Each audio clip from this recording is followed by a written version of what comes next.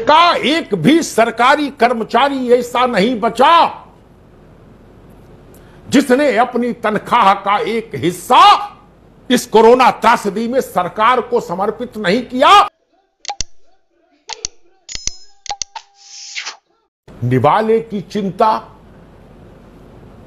Quarantine centre बनाने में लगने वाले पैसे की चिंता, दवा की चिंता, ये केवल सरकारों ने ही नहीं की। इस देश का एक भी सरकारी कर्मचारी ऐसा नहीं बचा जिसने अपनी तनख्वाह का एक हिस्सा इस कोरोना त्रासदी में सरकार को समर्पित नहीं किया कि हमारे जो वंचित वर्ग के भाई बहन हैं, संकटग्रस्त भाई बहन हैं, उनकी मदद में ये हमारी आहुति है। क्या अकेले सरकारों ने किया? क्या अकेले सरकारें कर सकती हैं? कौन सा विभाग किस राज्य में बचा जिसने जाके 10 करोड़, 20 करोड़, 50 करोड़, 100 करोड़ का चेक नहीं दिया राज्य सहायता कोष में? बताइए मुझे। सिपाही से लेकर डीजीपी तक,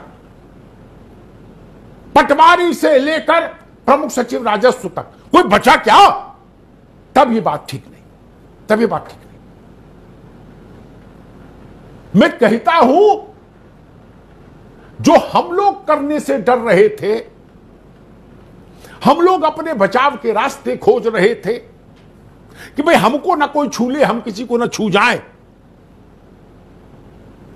WHO ने कहा था 1 मीटर की दूरी रखो, हम 100 मीटर की दूरी पर छुपे थे। ये लोग अमरौती खा के आए थे क्या? ये संजीवनी थी इनकी जेब में कि ये निर्भय होके जूझ गए कोरोना से, क्या आओ 2-2 हाथ करेंगे? मनोज भाई, मैं नोएडा, गाजियाबाद के तमाम ऐसे सिपाहियों को जानता हूं जो मुझे रोज आते जाते मिलते थे, दुआ सलाम होती थी। एक दिन मैंने पूछा, भाई फलाने नहीं दिख रहे, तो बोले वो पॉजिटिव है, हॉस्पिटल में भर्ती है। कुछ दिन बाद पता किया, उधर से गुजरता हूं तो पता लगा कि दुर्भाग्यवश वो नहीं रहे। किस लिए? चौराहे पर व्यवस्था बनाने के लिए। किसने किया ऐसा त्याग? किसी ने नहीं। डॉक्टर, नर्स,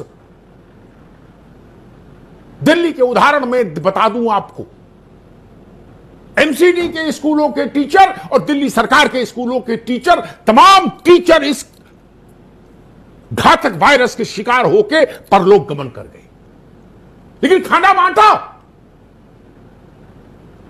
क्या कोई विभाग हड़ताल पर गया? क्या किसी ने कहा कि हम नंगे हाथ नहीं जूझेंगे इस मौत के सामान से? नहीं ना। और एक बात और कह दूं मित्र, पीपीई किट से भी मृत्यु से बचाव संभव नहीं पूरी तरह। ये हमने देख लिया बड़े बड़े सरकारी अस्पतालों में जब डॉक्टर संक्रमित हुए। लेकिन उनकी सोचो, पूरे देश में कोई सिपाही मुझे बता दो, पैरामिलिट्री फोर्स का स्टाफ का जवान बता दो जो पीपीई किट पहन के रहा हो? नहीं ना, उसको तो कोई किट नहीं मिली। मौत से 2-2 हाथ किए, कंटेनमेंट जोन में जाकर किए। रावण की लंका है कंटेनमेंट जोन, रावण की लंका। बड़े साहब गाड़ी का शीशा नहीं खोलते जब उधर से गुजरते थे। वहां ननकू छिड़काव करता था जी। एक 10 रुपया का मास्क लगा के, 10 रुपया का मास्क लगा के और 20 रुपए के वो प्लास्टिक रबर वाले वो दस्ताने पहन के, वो 3 लेयर पीपीई किट में नहीं गया, देश भर में नहीं गया। ये 2 करोड़ लोग जो माइग्रेट होकर आए, अपने अपने राज्यों में आए, इनकी देखरेख में कौन आदमी लगा? किसने बस से उतरने पर, ट्रेन से उतरने पर लोगों को रिसीव किया जिसमें पॉजिटिव भी थे? वो सरकारी कर मुलाजिम था। वो जानता था कि इसमें हमारे जान जा सकती है, वो जानता था। मैं तो कृतज्ञता से भर गया ये दृश्य देखकर। बड़ी धारणाएं खराब थी, सरकारी आदमी है, मौज मारते हैं, रिटायरमेंट के बाद पेंशन भी लेते हैं। सब कुछ निजी कर दो, प्राइवेटाइज कर दो, सरकारी कर्मचारियों को हटाओ। एक भाव चल रहा था देश में। देश को भी सबक मिला, देश को भी पता लगा कि ये भारत मां की वो संतानें हैं जो संकट के समय काम आती है, जो संकट के समय काम आती है, अपने प्राण उत्सर्ग कर देती। ये काम कंपनियों के डायरेक्टर और सीईओज नहीं करते। प्राइवेट कंपनियों के बड़ी तनख्वाहें लेने वाले, लंबी गाड़ियों में चलने वाले अपना फार्म हाउस सील कर लेते हैं संकट के समय।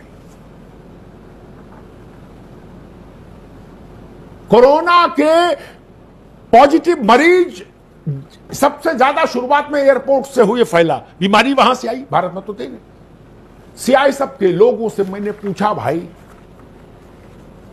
डर नहीं लगता? तो बोले सर डरेंगे तो काम कैसे करेंगे। बिल्कुल, ये बात कोई दूसरा बोल सकता है क्या? कोई नेता अभिनेता बोल सकता है क्या? नहीं बोल सकता मित्र। इस त्याग का सम्मान होना चाहिए, इस तपस्या का सम्मान होना चाहिए, इस कुर्बानी का सम्मान होना चाहिए। और जो लोग शहीद हो गए, मैं उनको शहीद की संज्ञा देता हूं, जो सरकारी मुलाजिम इस लड़ाई में शहीद हो गए देश के लिए, उनके साथ वैसा ही सम्मान होना चाहिए जो हमारी सीमा पर शहीद होने वाले हमारे जवान के साथ होता है। वही भाव होना चाहिए, वही नियम होना चाहिए, वही उसको आर्थिक मदद होनी चाहिए, इमदाद होनी चाहिए।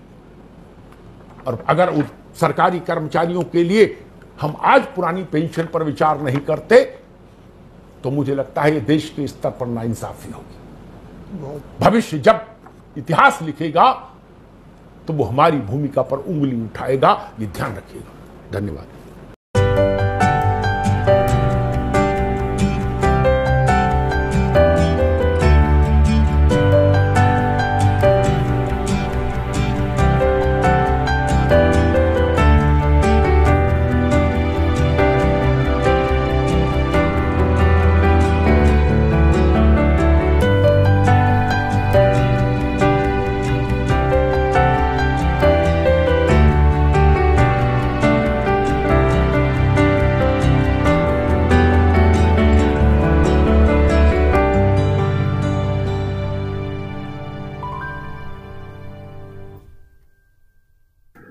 दोस्तों, यदि आपने अभी तक हमारा चैनल सब्सक्राइब नहीं किया है तो नीचे दिए गए सब्सक्राइब बटन और बेल आइकन को दबाकर चैनल को अभी सब्सक्राइब कर लें ताकि बीएसएनएल और वीआरएस से रिलेटेड सारी न्यूज़ आपको समय पर मिलती रहे। धन्यवाद। जय हिंद, जय भारत।